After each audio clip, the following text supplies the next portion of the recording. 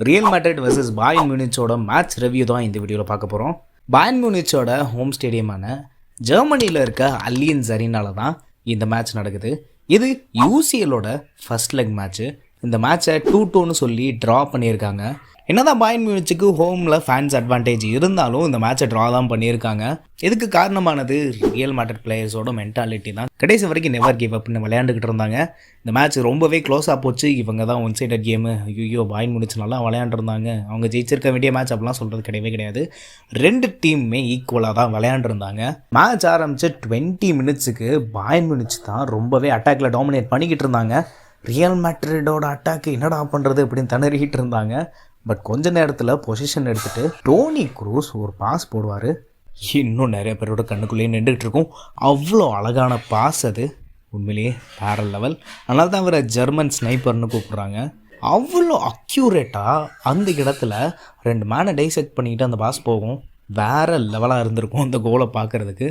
அப்படியே 1-0ன்னு சொல்லிட்டு first half முடியுது. அப்படியே செகண்ட் ஹாஃப் போகிறாங்க 1-0 லீடில் ரியல் மேட்ரிட். 53rd மினிட்ல சானே உள்ளே பெனிட்ரேட் பண்ணிட்டு வந்து ஒரு கோல் அடிப்பார். இந்த இடத்துல மெண்டி எதுவுமே பண்ணியிருக்க மாட்டார்.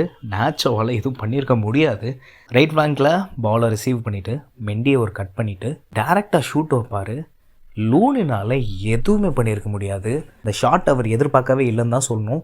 சரியான ஸ்பீடில் வந்துச்சு. ஸோ லூனின் அந்த இடத்த கணிச்சு போயிருந்தாலும் டக்குன்னு ரீச் பண்ணியிருக்க முடியாது. சானே வேறு லெவல் கோல் அடித்தார். ஸோ கொஞ்ச நேரத்தில் அந்த பக்கம் ஜமால் முசியாலா ட்ரிபிள் பண்ணிட்டு வரும்போது பாக்ஸுக்குள்ளே வச்சு ஃபவுல் பண்ணிடுறாங்க. பாயர்ன் மியூனிச்சுக்கு ஒரு பெனால்ட்டி கிடைக்கிது. அந்த பெனால்ட்டியை ஹாரி கேன் நல்லாவே யூஸ் பண்ணிக்கிறாரு. ஸோ அந்த கோலோட ஹாரி கேன் 8 கோல் அடிச்சிருக்கிறாரு வித் 3 அசிஸ்ட். இதுதான் highest by any England player in Champions League, அதாவது 11 கோல் கான்ட்ரிபியூஷன்ஸ். பாயர்ன் மியூனிச் ஜெயிச்சிருவாங்களாம் எப்படி பெனிட்ரேட் பண்ணி எப்படி நினச்சா 2 சைடுமே சரவாகி அட்டாக் பண்ணிக்கிட்டு இருந்தாங்க. இந்த பக்கம் எப்படி ஜமால் முசியாலா வந்துட்டு ஒரு பெனால்ட்டி வாங்கி கொடுத்தாரோ அதே மாதிரி ரோட்ரிகோ இந்த பக்கம் ட்ரிபிள் பண்ணிட்டு உள்ளே வரும்போது கிம் அவர் தூக்கி பிடிச்சி இழுத்தனால அவருக்கு ஒரு பெனால்ட்டி கொடுத்துருவாங்க. வினிசியஸ் ஜூனியர் இந்த மேட்சை ஈக்குவலைஸ் பண்ணுறதுக்காக பெனால்ட்டி எடுக்க வராரு. மேனுவல் நாயர் ராங் சைடில் குதிச்சனால வினிசியஸ் ஜூனியருக்கு அந்த கோல் கிடச்சிருது. ஈக்குவலைஸும் பண்ணிடுறாங்க. நம்பர் 7 பாயர்ன் மியூனிச்சுக்கு அகெயின்ஸ்ட் கோல் அடிக்கிறது ஒன்றும் ஃபஸ்ட் டைம் கிடையாது. அங்கெல்லாம் சொல்கிறீங்க ஜமால் முசியாலா ஐயோ வேறு லெவலில் விளையாடுறான் பையன் இப்படிலாம் சொல்கிறீங்க. ஓகே, உண்மையில் நல்லா தான் விளையாண்டான். பட் நேற்று மேட்ச்சு அவரோட யூஷுவல் கேம் கூட கிடையாது, கொஞ்சம் கம்மியாகவே தான் விளையாண்டான். நீங்கள் புண்டஸ்லீகா பாருங்கள், உண்மையிலே முசியாலாவோட ஃபுல் பொட்டன்ஷியலை நீங்கள் பார்ப்பீங்க. இன்னும் நிறைய இருக்குது அந்த பையன்கிட்ட இருந்து. இன்னும் செகண்ட் லெக்கும் பாக்கி இருக்குது. ஸோ நிறைய முசியாலோட கேம் பிளே நீங்கள் பார்ப்பீங்க. அதை தாண்டி வியர்ட்ஸுமே நல்ல பிளேயர். வியர்ட்ஸ் யார் அப்படின்னு கேட்டிங்கன்னா பாயர் லெவர்குசனோட ஏஎம்எஃப் தான் அவன்.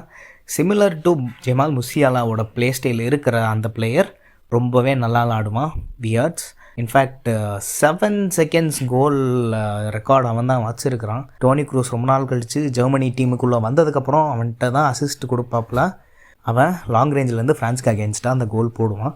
ஸோ புண்டஸ்லீகா மேட்சஸ் முடிஞ்சால் ஃபாலோ பண்ணுங்கள், ரொம்பவே நல்லாயிருக்கும். Coming back to the match, Vinicius Junior உண்மையிலேயே ரொம்பவே நல்லா விளையாண்டுருந்தார் இந்த மேட்சை. ஸோ வெல் டிசர்விங் ட்ரான்னு தான் சொல்லணும் ரியல் மேட்ரிடுக்கு.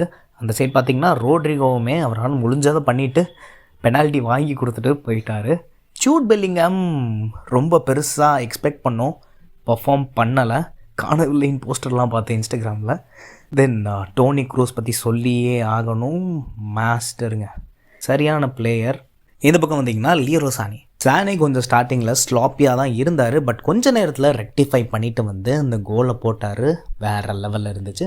தென் கொஞ்சம் நேரத்துக்கு அப்புறம் அவரை சப்ஸ்டியூட் பண்ணிட்டாங்க. தென் கெனாப்ரி உள்ளே வந்தார். அப்புறம் பார்த்தீங்கன்னா ஹாரி கேனை வந்துட்டு எல்லாம் கேர்ஸ்ன்றானுங்க. பட் உண்மையிலே நேற்று நல்ல ப்ளே. அந்த மனுஷன் அவன் டீமை ஜெயிக்கிறதுக்காக எவ்வளவோ பண்ணுறான். லைக் என்ன தான் ஃபார்வர்டில் கோல் போச்சிங்க்கு இருந்தாலும் அப்பப்போ கீழே வந்து மிட்ஃபீல்டில் பாலை வாங்கி டிஸ்ட்ரிபியூட் பண்ணிவிட்டு மறுபடியும் மேலே போய் விளையாடுறது ரொம்பவே நல்ல பிளேயாக இருக்குது. செகண்ட் லெக் சாண்டியாகோ பெர்னபேவில் நடக்குது.